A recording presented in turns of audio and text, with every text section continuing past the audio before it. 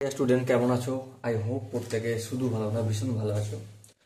আজকে এই ভিডিওতে আমরা টার্গেট 2025 মাধ্যমিক টেস্ট পেপার প্র্যাকটিসে Kolkata district inter school test এর যে টেস্ট পেপারটা রয়েছে, টেস্ট পেপারের কোশ্চেনটা রয়েছে অঙ্কের, সেটা প্র্যাকটিস করবো। ওকে, তো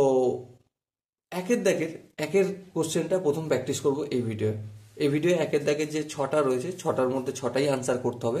প্রতিটা কোশ্চেন আনসার আমরা এই ভিডিওতে সলভ করব। ওকে, তো চলো একের দাগের একেরটা কি বলেছে প্রথম আমরা পড়ে নিই। বলেছে যে X% বার্ষিক সরল সুদের হারে কোনো মূলধনের X বছরের সুদ X টাকা হলে মূলধনের পরিমাণ option A B C D চারটা অপশন আছে। ওকে, তো চলো প্রথমে আমরা ফটাফট করে অঙ্কটা কিভাবে করতে হয় দেখো। একের দাগের একের দাগ নম্বর দিলাম প্রথমে। প্রিন্সিপাল কত জানি না, ইন্টারেস্ট কত জানি হ্যাঁ এক্স, রেট অফ ইন্টারেস্ট কত জানি হ্যাঁ সেটা কত X%। বেশ, টাইম কত জানি হ্যাঁ জানি, টাইম সময় হচ্ছে X বছর। তাহলে এখান থেকে একটা ফর্মুলা আমরা জানি যেটা হচ্ছে interest equal to principal into rate of interest into time by 100। এবার দেখো আয়ের জায়গায় আমি কি লিখবো, আয়ের জায়গায় এক্স লিখবো, লিখলাম। পি এর জায়গায় কি লিখবো, কিছু লিখবো না, কারণ পিটাই আমাকে নির্ণয় করতে হবে। রেট অফ ইন্টারেস্টের জায়গায় এক্স লিখবো, টাইমের জায়গায় কি লিখবো এক্স লিখবো বাই 100। এবার দেখো পিটাকে যদি আমি ডান দিকে রেখে দিই, বাকি সবগুলোকে যদি বাম দিকে আনি কেমন হবে, এক্স ইন্টু 100 হবে, কারণ এই 100টা ভাগ আছে, অপোজিট দিকে গেলে গুণ হবে। এখানে দেখো x into x, x square, দুটো এক্স গুণের আকারে আছে, অপোজিট দিকে আসলে ভাগের আকারে হয়ে যাবে, আর পিটা পড়ে থাকবে।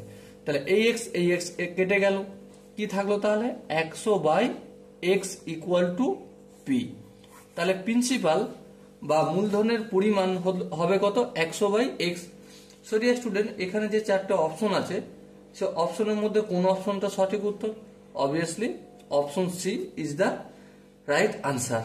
ওকে, আই হোপ এই কোশ্চেনের কনসেপ্টটা প্রত্যেকে ভালো করে বুঝতে পেরেছো। যদি কোনো জায়গায় ডাউট থাকে, কনফিউশন থাকে, তো তাহলে কি করতে হবে, কমেন্ট সেশন খালি রয়েছে, কমেন্ট সেশনে অবশ্যই তোমরা জানিও।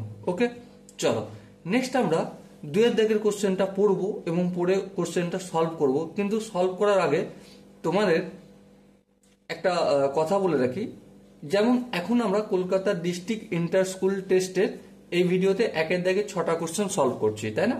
তোমাদের যদি মনে হয় দাদা তুমি এই স্কুলের টেস্ট পেপারটা প্র্যাকটিস করাও, তো কমেন্টে তোমরা স্কুলের নাম এবং একের দাগের কি, দুইয়ের দাগের কি, তিনের দাগের কি, চারের দাগের অঙ্কগুলো সলভ করব, সেটা তোমরা কমেন্টে জানাতে পারো। ওকে, চলো সময় নষ্ট না করে দুইয়ের দাগের কোশ্চেনগুলো সলভ করি। প্রথমে আমরা পড়ে নেবো দুইয়ের দাগের কোশ্চেনগুলো কি বলছে। দুইয়ের দাগেরটা, দুইয়ের দাগের কোশ্চেনটা বলেছে এ একটি ধনাত্মক সংখ্যা এবং a is to 27/64 equal to 3/4 is to a হলে a এর মান option A B C D চারটা অপশন আছে। দেখো a ইউজ টু কি বলেছে, a is to 27/64 equal to 3/4 is to a। এই জিনিসটাকে যদি আমরা একটু সাজিয়ে টাজিয়ে লিখি, কিভাবে লিখতে পারি, ইউজ টু চিহ্নটা যদি তুলি a বাই এই পুরোটা, হ্যাঁ তাহলে 27/64 ইকুয়াল টু 3/4 উপরে এই 3/4 বাই a। এবার দেখো এখানে একটু কাজ করতে হয়, 64টা কি হয় নিচে থাকবে না, উপরে উঠে যাবে, তাহলে a ইন্টু 64/27 ইকুয়াল টু 3/4। আর এখানে একের নিচে এর নিচে কি আছে, 1 আছে, তাহলে এবারে দেখো একটা উপরে হয়ে যাবে আর এটা নিচে হয়ে যাবে, এটাই তো হয়। তো এবারে আরেকটু যদি ক্যালকুলেশন করি, এই এটা এখানে কি আছে 3/4 সাথে ভাগের আকারে আছে, নিচে আছে, এই সাইডে গেলে কি হয়ে যাবে, ডান দিক থেকে বাম দিকে গেলে এর সাথে গুণ হয়ে যাবে, তাহলে a ইন্টু a। এবার এদিকে দেখো 3/4 আছে, 64টা এদিকে আসলে কি হয়ে যাবে, ভাগের আকারে হয়ে যাবে, আর 27টা কি হয়ে যাবে, এদিকে গেলে ভাগ ছিল গুণের আকারে হয়ে যাবে। ওকে বেশ, এবার ধ্যান দিয়ে লক্ষ্য করো এ স্কোয়ার এ এর সঙ্গে এ যদি গুণ করে কি হয়, এ স্কোয়ার হয়, তাই না? এর পাওয়ার 1 এর পাওয়ার 1। স্কোয়ারটা যদি অপোজিট সাইডে যায় তো রুটের ভেতরে আসবে। তো 3 গুণিতক 27 মানে কি? 27 মানে হচ্ছে 3 গুণিতক 3 গুণিতক 3। তো দেখো 3 গুণিতক 27 মানে 3 গুণিতক 3 গুণিতক 3 গুণিতক 3, 4টে 3 হলো। 64 মানে কি? 4 গুণিতক 4টা যেমন ছিল 4টা লিখে দিলাম, গুণিতক 64 মানে 4 ষোলম 64, তাহলে 4 গুণিতক 4 গুণিতক 4, দেখো 4 4 16, 16 4 64, ঠিক কিনা? সো এবারে লক্ষ্য করো এখানে দুটো 3 থেকে একটা 3 বাইরে আসবে, আবার এই দুটো 3 থেকে একটা 3 বেরিয়ে আসলো, আবার এখানে দুটো 4 থেকে একটা 4 বেরিয়ে আসলো, এখানেও দুটো 4 থেকে একটা 4 বেরিয়ে আসলো। সো আনসার কত হলো? 3 3 9 আর 4 4 16। সো এ এর ভ্যালু কত পেলাম? 9/16। দেখো এখানে যে অপশনগুলো রয়েছে তার মধ্যে কোন অপশনটা ঠিক হবে? Obviously option C is the right answer. Okay, আশা করি প্রত্যেকের 2 দাগের কোশ্চেন আনসারটা বুঝতে পেরেছো।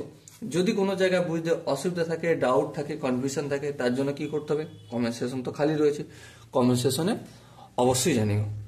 চলো নেক্সট আমরা 3 দাগের কোশ্চেনটা সলভ করব। প্রথমে পড়ে নেবো 3 দাগের কোশ্চেনটা কি বলছে। 3 দাগের কোশ্চেনটা বলেছে, দেখো ও কেন্দ্রীয় বৃত্তের এবি এবং সিডি যা দুটির দৈর্ঘ্য সমান, A O B equal to 60 degree হলে সিওডির মান। Option A B C D 4টা অপশন আছে। চলো প্রথমে আমরা ফটাফট করে এটা ও কেন্দ্রীয় বৃত্ত অঙ্কন করে নিই, ঠিক আছে? যাতে অঙ্কটা করতে সুবিধা হবে। অ্যাট ফার্স্ট আমরা দাগ নম্বর দেবো। সাপোজ মনে করো এই হচ্ছে আমাদের বৃত্ত, এই হচ্ছে কেন্দ্র। এবারে এবি আর সিডি দুটো যাদের দৈর্ঘ্য সমান, তার মানেটা কি? এই হচ্ছে এবি আর এই হচ্ছে আমাদের সিডি। এবি এর দৈর্ঘ্য যতটা, সিডি এর দৈর্ঘ্য ততটা। এর মানে হচ্ছে কেন্দ্র থেকে এদের দূরত্ব, সাপোজ ও থেকে এখানটার নাম দিচ্ছি আমি পি আর এখানটার নাম দিচ্ছি কিউ। তাহলে ও কেন্দ্র থেকে পি পর্যন্ত যে দূরত্ব যদি এক্স হয়, ও থেকে কিউরও দূরত্ব এক্স হবে। ওকে, এটা একটা ছোট্ট আইডেন্টিটি। এবার দেখো কোশ্চেনে কি বলছে, এ ও বি। এ ও বি এই কোণটা, এই কোণটা কত ডিগ্রি বলে দিয়েছে? এই কোণটা বলে দিয়েছে আমাকে এ ও বি 60 ডিগ্রি, 60 ডিগ্রি বলেছে। বেশ, তাহলে এবার আমাকে বলতে হবে সিওডি এই কোণটা কত ডিগ্রি হবে। দেখো একটা জিনিস ধ্যান দিয়ে বুঝবে, এই যে ত্রিভুজটা এ ও বি, এই ত্রিভুজটা আর সিওডি, এই দুটো ত্রিভুজের মধ্যে সম্পর্ক কি? প্রথমত এই দুটো ত্রিভুজই হচ্ছে সর্বসম ত্রিভুজ। ট্রায়াঙ্গেল এ ও বি আর হচ্ছে ট্রায়াঙ্গেল সি ও ডি, এই দুটো ত্রিভুজের মধ্যে সম্পর্ক সর্বসম। এবার তোমার হয়তো প্রশ্ন আসবে যে কিরকম করে সর্বসম হয়ে যায়। প্রথমত 1 নম্বর প্রমাণ, A B equal two CD. হ্যাঁ, এই দুটো ত্রিভুজের A B equal two CD, এটা কোশ্চেনে বলে দিয়েছে। বেশ, আবার 2 নম্বর প্রমাণ হচ্ছে ও থেকে এ পর্যন্ত রেডিয়াস। হ্যাঁ, ও থেকে এ পর্যন্ত রেডিয়াস। আবার দেখো ও থেকে সি পর্যন্ত, এটাও তো রেডিয়াস বা ব্যাসার্ধ। হ্যাঁ ঠিক। আবার 3 নম্বর প্রমাণ হচ্ছে ও থেকে বি পর্যন্ত হচ্ছে রেডিয়াস। হ্যাঁ, আর ও থেকে ডি পর্যন্ত হচ্ছে রেডিয়াস। যখন সাইড সাইড সাইড এই শর্তে আমরা কি বলতে পারি? ট্রায়াঙ্গেল এ ও বি সর্বসম ট্রায়াঙ্গেল সিওডি। তো সর্বসম যেহেতু হচ্ছে তাহলে কোণগুলো তো ইকুয়াল। সো এই কোণটার সঙ্গে এই কোণটা ইকুয়াল হবে, এই কোণটার সঙ্গে এই কোণটার ইকুয়াল হবে, আর এই কোণটার সঙ্গে এই কোণটা ইকুয়াল হতে বাধ্য। এবার বলো এই কোণটা যদি 60 ডিগ্রি বলে আমাদের, তো এই কোণটাও ডেফিনেটলি 60 ডিগ্রি হবে। ওকে, তো দেখো এখানে যে 4টে অপশন আছে তার মধ্যে কোন অপশনটা ঠিক হবে? Obviously option C. Option C 60 degree আছে, এটাই হবে আমাদের সঠিক আনসার। ওকে, আই হোপ তোমরা প্রত্যেকে এই কোশ্চেনের কনসেপ্টটা বুঝতে পেরেছো। যদি কনসেপ্ট কোনো জায়গায় বুঝতে অসুবিধা থাকে, ডাউট থাকে, কনফিউশন থাকে, তার জন্য কি করতে হবে? কমেন্ট সেশন খোলা রয়েছে, কমেন্ট সেশনে অবশ্যই জানিও। ওকে, চলো নেক্সট আমরা 4 দাগের কোশ্চেনটা পড়বো। 4 দাগ আইভি কি বলেছে দেখো, এবিসি ত্রিভুজের, এবিসি একটি ত্রিভুজ। বেশ, এবিসি একটি ত্রিভুজ। আর কি বলেছে? Sine of B plus C by two equal to option A B C D, চারটা অপশন আছে। দেখো এবিসি একটা ত্রিভুজ, এই কথাটার মানে, আচ্ছা চলো পেজটা একটু চেঞ্জ করে নিই।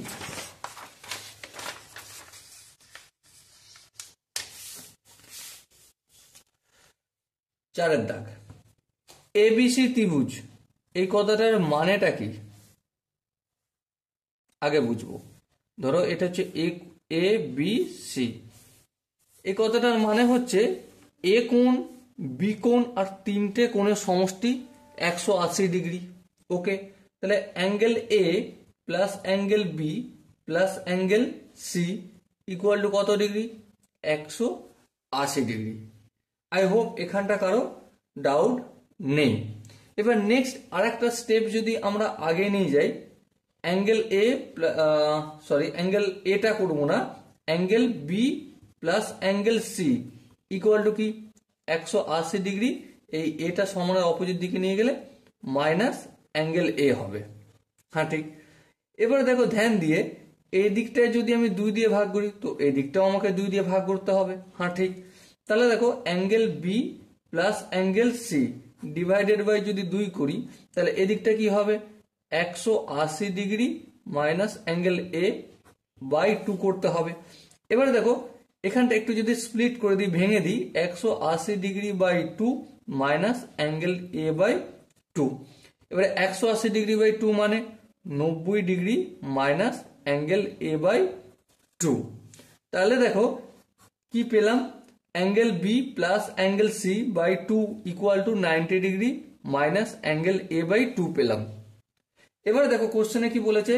Sign of B plus C by 2 লেখা রয়েছে। হ্যাঁ ঠিক। তাহলে দেখো বি প্লাস সি বাই 2 এর মানেটাই কি? 90 ডিগ্রি মাইনাস এ বাই 2। হ্যাঁ ঠিক। তার মানে এর মানে আমি এটা লিখতে পারি sine of 90 degree minus A by 2। হ্যাঁ ঠিক, কোনো অসুবিধা নেই। আচ্ছা এবারে দেখো আমরা পুরো কোণের কনসেপ্ট জানি? হ্যাঁ জানি। যেহেতু এখানে একটা 90 আছে তাহলে এই সাইনটা কি হয়ে যাবে? সিম্পলি কস এ বাই 2 হয়ে যাবে। কিন্তু সামনে প্লাস হবে না মাইনাস হবে সেটা কিভাবে নির্ণয় করব? নির্ণয় করতে গেলে কোন কোয়াড্রেন্টে কোনটা অবস্থান করছে সেটা দেখতে হবে। দেখো 90 ডিগ্রি মাইনাস এ বাই 2 মানে কোন জায়গায়? ফার্স্ট কোয়াড্রেন্টে। আর ফার্স্ট কোয়াড্রেন্টে তো অল প্লাস হয়। হ্যাঁ ঠিক, অল প্লাস হয়। তার মানে এখানটা প্লাস চিহ্ন হবে। তার মানে আলটিমেট আনসার হবে কস অফ এ বাই 2। এটা হবে আমাদের আনসার। দেখো এখানে যে চারটে অপশন আছে তার মধ্যে কোন অপশনটা ঠিক? Obviously option B cos A by 2, এটাই হবে আমাদের সঠিক আনসার। ওকে, আই হোপ এই কোশ্চেনের কনসেপ্টটা বুঝতে পেরেছো। যদি কোনো জায়গায় বুঝতে অসুবিধা থাকে, ডাউট থাকে, কনফিউশন থাকে, কমেন্ট সেকশন খোলা রইল। আর কোন স্কুলের টেস্ট পেপার প্র্যাকটিস করতে হবে কমেন্ট সেকশন খোলা রইল, সেটাও জানো। কত দাগ একটা কোশ্চেন সলভ করতে হবে সেটাও জানিও। ওকে, চলো নেক্সট আমরা 5 দাগের কোশ্চেনটা একটু পড়ে নেবো মন দিয়ে কি বলতে চেয়েছে। দেখো 5 দাগের কোশ্চেনটা বলেছে উচ্চতা ও ভূমি ব্যাসার্ধ, উচ্চতা ও ভূমির ব্যাসার্ধ একই হলে একটি শঙ্কু ও একটি চোঙের আয়তনের অনুপাত হবে এ বি সি ডি। চারটা অপশন আছে। দেখো উচ্চতা আর ভূমির ব্যাসার্ধ দুজনের নাকি সমান। ধ্যান দিয়ে বুঝবে, ঠিক আছে? এই হচ্ছে আমাদের হচ্ছে চোঙ, বেশ চোঙ অঙ্কন করলাম। এবারে দেখো আর এই হচ্ছে আমাদের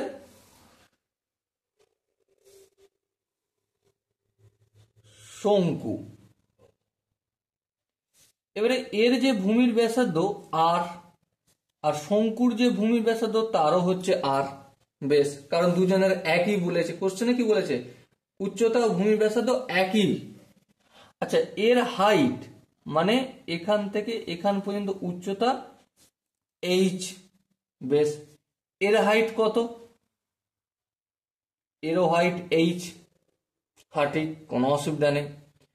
তাহলে এবারে দুজনের আয়তনের অনুপাত কত? প্রথমত শঙ্কুর আয়তন, শঙ্কুর আয়তনের সূত্র কি সেটা লিখব। শঙ্কুর আয়তন equal to 1/3 pi r square h. Okay, আর চোঙের আয়তন, চোঙের আয়তন, চোঙের আয়তনের সূত্র কি? Pi r square H.